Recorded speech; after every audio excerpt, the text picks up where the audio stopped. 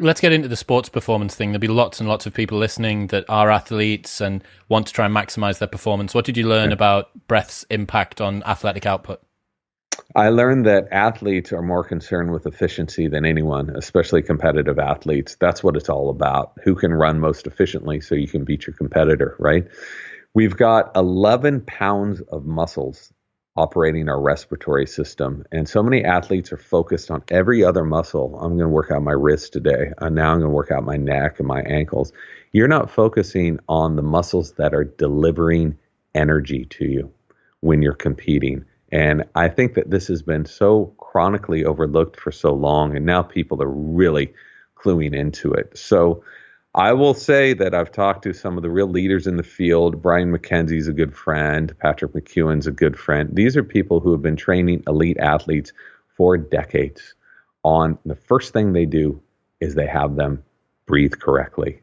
They said before anything else, that's what they start with. So what they've found, and there have been numerous studies on this, is performance will improve after you get over that hump of becoming a nasal breather. Your performance will go down at the beginning. And this is what a lot of athletes don't want to see. They don't want to see their performance go down.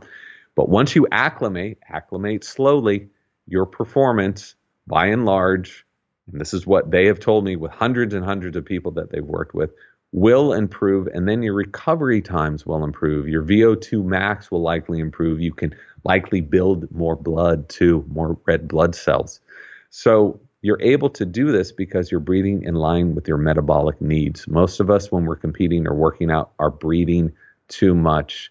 That will trigger an excess of lactic acid, which will make it harder for us to recover. It will also trigger constriction in our blood vessels right at the time when we really need oxygen. If this is correct and it's more efficient for us to breathe slower through our nose, why does our body want to do anything else? Mm-hmm. Because our bodies are acclimated to have a very low threshold of CO2. So what they're finding now, and there's been a lot of research done on this in the past, but now there's a lot more interest in this. So what they're finding is that need to breathe is not dictated by oxygen. Okay, it's dictated by CO2. Right now, if you exhale and hold your breath, you're going to feel this nagging need to breathe after a while, okay? That's dictated by rising levels of CO2. And the more acclimated you get to being comfortable with more CO2 in your body, the more oxygen you can deliver to your hungry cells. So whenever you feel that, I really need to breathe, over-breathing is not going to deliver more oxygen to you, okay? You want to breathe in line with your metabolic needs, and that almost always is way slower than you think it is. Pulse oximeters can help do this. Breath holding exercises can really help get over that hump, which is exactly why they're using so many of these for elite athletes. But don't take my word for it. Talk to the athletes who have converted to nasal breathing, who have adopted healthy breathing practices. And it's been a complete game changer for these people. Did you watch Eliud Kipchoge's Breaking 2 attempt? You see him sprinting toward the finish line, and the guys, I can't work out if his mouth is shut or not, but it's not far off. It's definitely not wide open. And he just looks, it's the same cadence. It's the same facial expression. The man's just zen. I wouldn't be surprised if he's a very, very heavy nose breather. Of course he is. So I want to mention one thing, especially for the people who really like edging into that zone 4, zone 5 level. There is a time and a place for everything. And this is what I've learned from Brian McKenzie, who works with elite Olympians. So if you're about to dunk on someone's head, like, it's okay to open your mouth.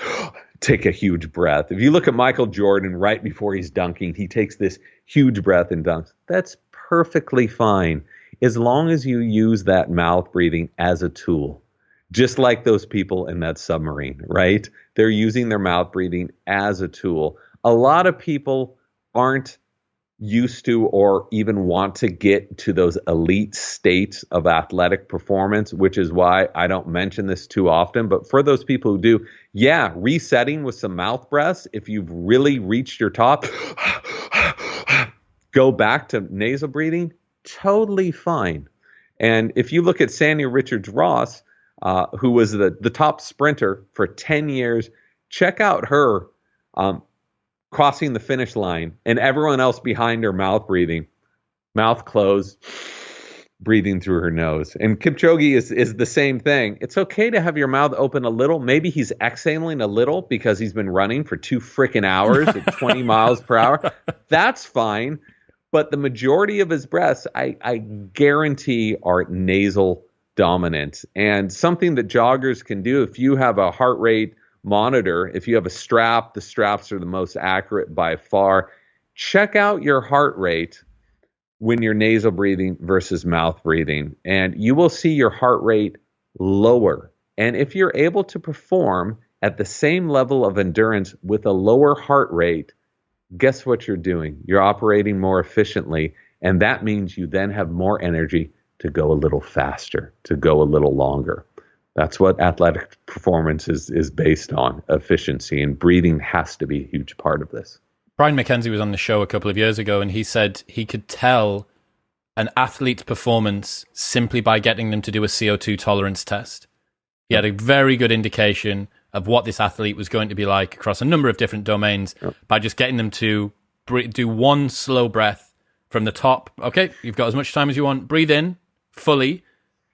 Breathe out, start the clock. As soon as you stop breathing out, I'm going to stop the clock. That was it. That's the only test that he needs. And on his State app, that's the regular retest that you do, right, as you continue to work up through it. So yeah, it's so crazy. Here's something else. So let's say there might be a lot of people listening that are maybe powerlifters, CrossFitters. They do sort of interval style work, perhaps other athletes. How would you advise someone to recover in between sets? Because am I right in thinking that we've got the cadence, i.e. the speed of the breath, and then the depth of the breath? Are those the two main characteristics, the two main sort of parameters that we're playing with when it comes to breathing? In between reps, I think nasal breathing is so important. But I also want to be very clear here. Once you have acclimated, truly converted to nasal breathing is where you're really going to see these benefits. At the beginning, some people may need surgery. Okay, some people do need surgery because their nose are so messed up. But a lot of people just need conditioning, just like you need conditioning with anything else. So there's two different things I can talk about. Before you're conditioned, nasal breathe as much as you can, right? It's going to be uncomfortable, but don't push it. Like try it for maybe half of your breaths or a quarter of your breaths at the beginning, then go back to your mouth breathing. That's fine at the beginning. That's what you've been doing. But then just gently start increasing it as you go along. It really helps to be nasal breathing at night.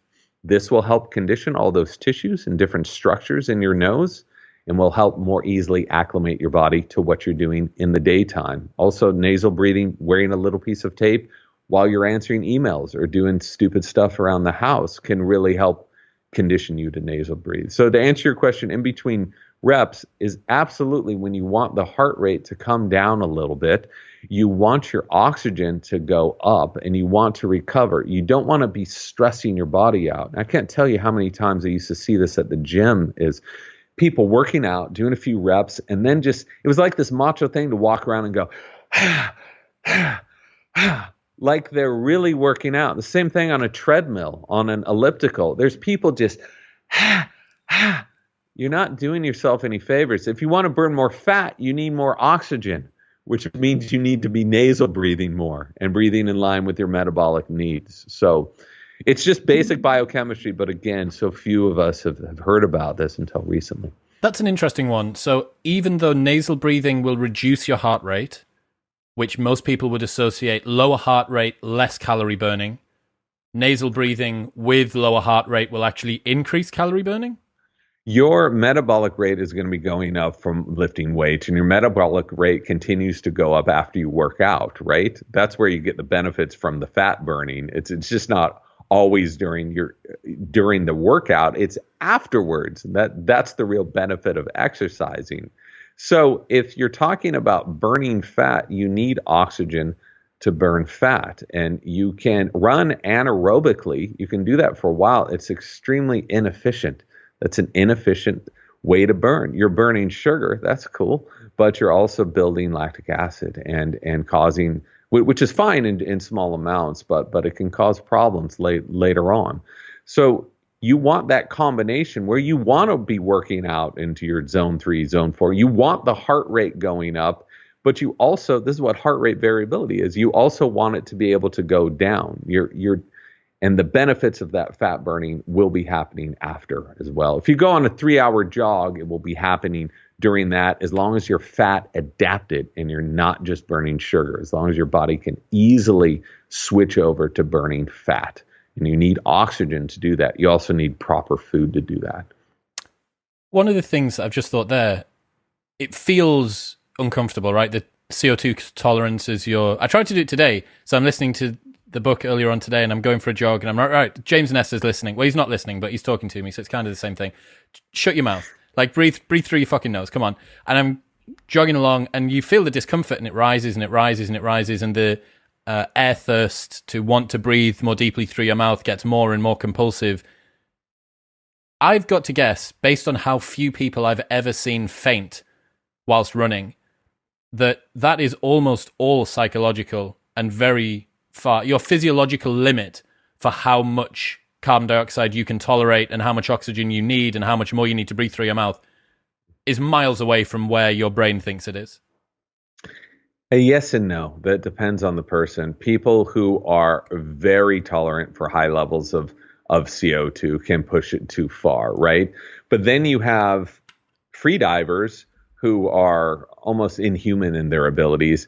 They've measured brain oxygen levels of 50% in a free diver. So this is so far below what is supposed to support consciousness, but and yet it does. So I can't give you a cutoff point. What Brian McKenzie does, and what Patrick McKeown does, is they take you through interval training with breathing, right? And that's what free divers do as well. When you're in a controlled environment, you're laying down on your couch and you're just holding your breath for a minute at a time. Then you're holding your breath for a minute and a half at a time. Then you're breathing for 30 seconds and holding your breath. That's the best way to acclimate yourself to CO2. While jogging, I do not recommend, especially turbo people who really like to push it, to just hold your breath as long as you can and say, this is just psychological. I don't want to be responsible for you actually passing out. Face planting the floor. Yeah, exactly. What you can do are this simple interval training where 3 seconds in, 6 seconds out, right? 4 seconds in, 8 seconds out. And maybe you do that. You start very lightly at the beginning. This is what I found really helped with my surfing and jogging, even though I hate jogging. I try to do it anyway. Even walking, you can do this. 3 seconds in, 10 seconds out. It's going to feel uncomfortable. Then after a few days or a few weeks, you're going to be like, hey, I'm comfortable with this. I'm going to push it a little more. This is the responsible way of doing it. And you're going to notice something that I thought was fascinating is you're going to feel all this heat, all this warmth in like your fingertips, in the back of your neck. And this is circulation. This is a vasodilator. That's what CO2 is. It's all of this circulation. If your body has that circulation, it's able to process metabolites, it's able to deliver oxygen, it's able to remove other toxins. You want that movement and that circulation, and that's what this breathing allows you to do. So again, I would not suggest doing these epic breath holds while you're working out, but work on the inhale and exhale ratios and play around with that and do it on a very softly and in a mellow way at the beginning. Thank you very much for tuning in. If you enjoyed that, then press here for the full, unedited episode. And don't forget to subscribe. It makes me very happy indeed. Peace.